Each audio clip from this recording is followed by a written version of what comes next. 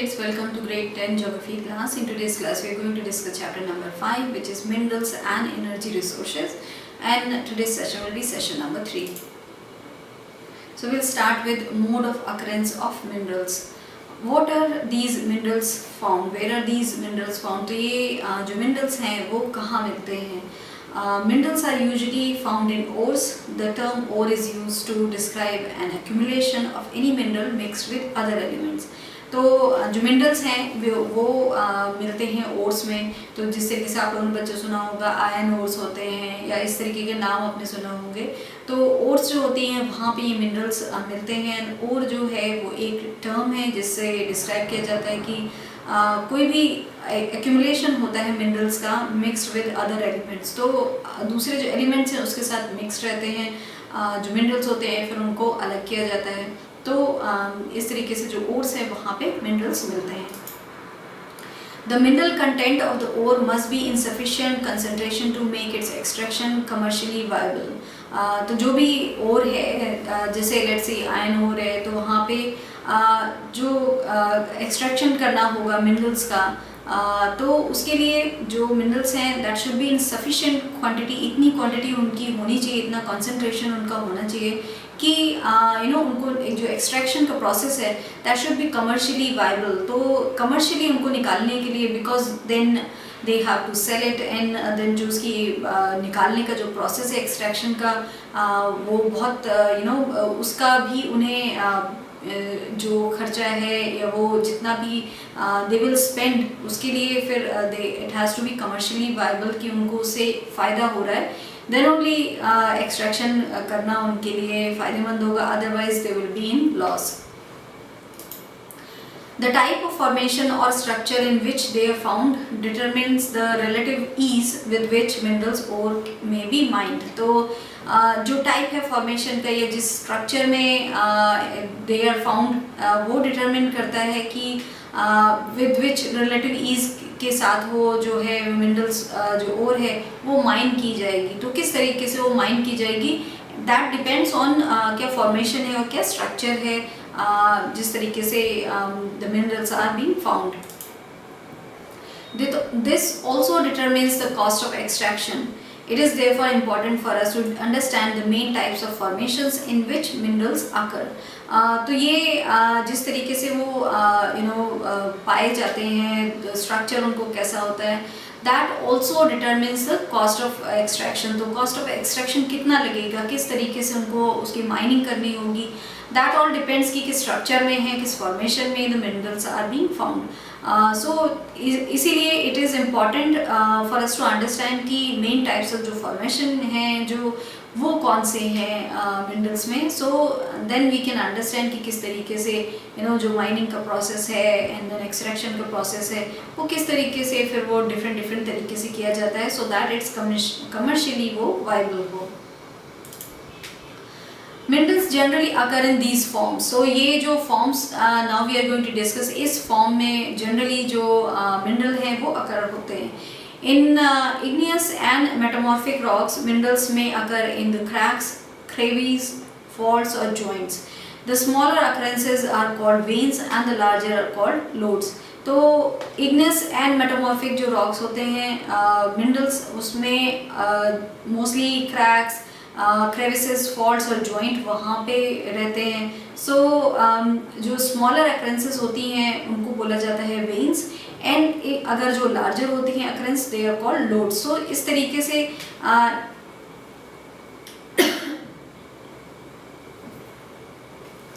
तो इस तरीके से नाउ वी अंडरस्टैंड कि किस तरीके से वो the minerals are being found in the cracks, in the faults or joints. So that is how it has to be very commercially viable. Even जो उनका जितना concentration है that also is very necessary कि वो कितना होता है. So that will also decide कि उसे extraction किया जाए या नहीं किया जाए.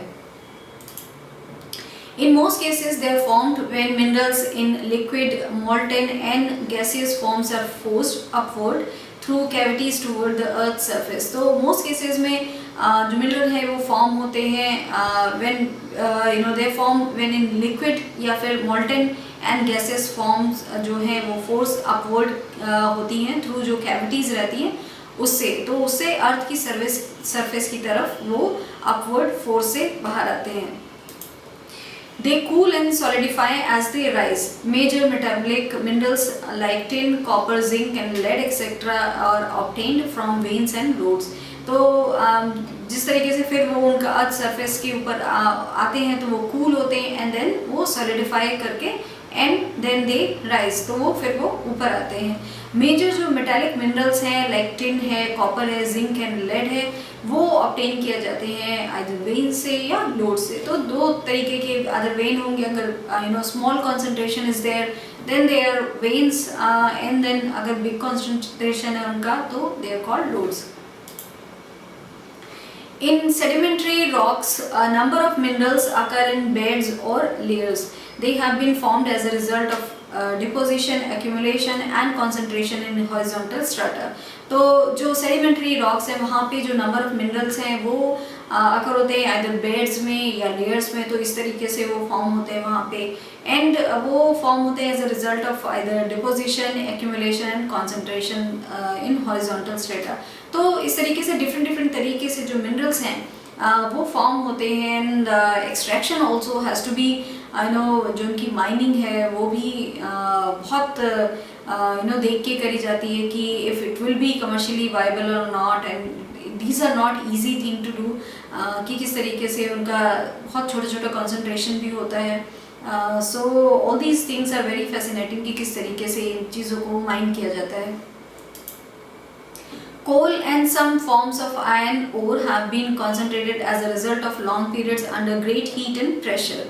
Another group of sedimentary minerals include gypsum, potassium salt and sodium salt. These are formed as a result of evaporation, especially in arid regions. तो जो coal है and some form of जो iron है वो coal and some form of iron और जो है वो कॉन्सेंट्रेट होते हैं as a result of long period जो under great heat and pressure रहते हैं, तो उससे वो फॉर्म होते हैं. अनदर जो ग्रुप है सेडिमेंट्री मिनरल्स का उसमें इंक्लूडेड होते हैं जिप्सम, पोटास सॉल्ट जो है एंड ऑल्सो सोडियम सॉल्ट जो है. And these are formed as a result of evaporation जो होता है उससे ये फॉर्म होते हैं, स्पेशली जो एरिड रीजन्स हैं वहाँ पे as a result of evaporation ये फॉर्म होते हैं.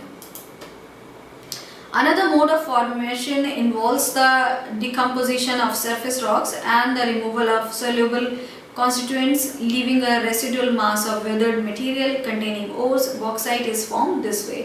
तो अनदर मोड जो है फॉर्मेशन का वो इन्वॉल्व होता है, उसमें ये रहता है कि that involves the decomposition of surface rocks जो होते हैं तो उससे वो फॉर्म होता है एंड ऑल्सो रिमूवल जो सॉल्युबल कॉन्स्टिट्यूएंट्स होते हैं वो छोड़ देते हैं एक residual mass of weathered material जो है जिसमें ओर्स कंटेन रहते हैं.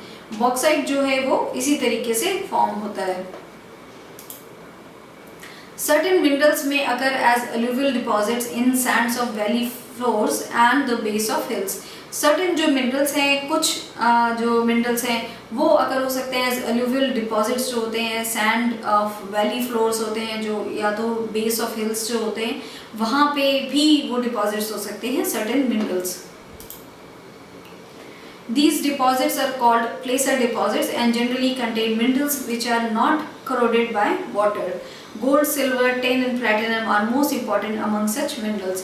तो ये जो deposit होते हैं they are called placer deposits and generally उसमें जो minerals रहते हैं जो corrode नहीं हो पाते हैं water से, जिनको पानी नहीं corrode कर पाता है, नहीं हटा पाता है उनको, तो वैसे जो minerals हैं they form here and they are called placer deposits.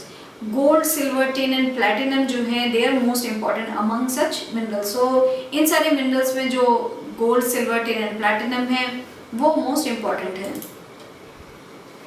The ocean waters contain vast quantities of minerals, but most of these are too widely diffused to be of economic significance. तो even the ocean waters जो है they also contain that contains vast quantities जो minerals की हैं वो वहाँ उसमें भी available रहती हैं, but most of these जो होते हैं वो इतने widely वो diffused हो जाते हैं पानी में कि जो इकोनॉमिक सिग्निफिकेंस है उनकी वो नहीं रह जाती है, बिकॉज हम लोगों ने अर्लियर भी डिस्कस किया इसी सेशन में कि it has to be commercially viable भी रहना चाहिए, इकोनॉमिकली वायबल भी रहना चाहिए कि उनको निकाला जाए। However, common salt, magnesium and bromine are largely derived from ocean waters. The ocean beds too are rich in manganese nodules. So, जो common salt है, magnesium है and bromine जो है वो largely derive किए जाते हैं फिर भी ocean water से ही, and जो ocean beds हैं वो भी बहुत rich हैं manganese nodules में। India is fortunate to have fairly rich and varied mineral resources. However, these are unevenly distributed. So, India as a country बहुत fortunate है that we have all these kinds of minerals हमारे available है इतने सारे minerals. So, India fortunate है to have fairly rich और जो varied mineral resources हैं यहाँ पे। However, जो ये distribution उसका बहुत uneven है. So it's not evenly distributed, but still India has quite a good amount, fairly वो rich माना जाता है, and also varied जो minerals हैं that is also good कि हमारे पास इतने सारे minerals available हैं। Broadly speaking, peninsular rocks contain most of the reserves of coal, metallic minerals, mica and many other non-metallic minerals. तो if we talk broadly, if we speak, then peninsular rocks जो हैं वो contain करते हैं most of the reserves जो हैं coal का, metallic minerals का, mica and बहुत सारे जो non-metallic minerals होते हैं वो contain करते हैं। Sedimentary rocks on the western and eastern flanks of the peninsula in Gujarat and Assam have most of the petroleum deposits. So जो sedimentary rocks होते हैं on the western और eastern flanks of peninsula जो है जो Gujarat and Assam में है वहाँ पे most of the petroleum deposits जो हैं वो वहाँ पे पाए जाते हैं। Rajasthan with the rock system of the peninsula has reserves of many non-ferrous minerals. The vast alluvial plains of North India are almost devoid of economic minerals. तो राजस्थान जो है और वहाँ का जो रॉक सिस्टम जो है पेनिनसुला का वहाँ पे काफ़ी सारे जो नॉन फेरस मिनरल्स हैं वो मिलते हैं। So you get reserves of many non ferrous minerals there. जो वास्ट हमारे alluvial plain of north India है वहाँ पे इकोनॉमिक अगर हम लोग उसे देखें तो मिनरल्स वो वहाँ पे उतने नहीं हैं जितना कि other parts of the country में है। So that's how it was said कि evenly distributed नहीं है, they are very unevenly distributed, but at least we have all these minerals in our country. So that's all for this session. We have discussed how the minerals हैं वो किस तरीके से मिलते हैं and अलग-अलग kind of minerals वो कहाँ पे मिलते हैं, how it has to be economically viable, it has to be कि जो मिनरल्स हैं उनका एक्सट्रैक्शन किया जाए and they has to be उनका जो कंसंट्रेशन है दैट हैज़ टू बी इतना क्वांटिटी होना चाहिए कि इकोनॉमिकली वायबल उनको माइन करना। So that's all we have discuss in this session. Thank you.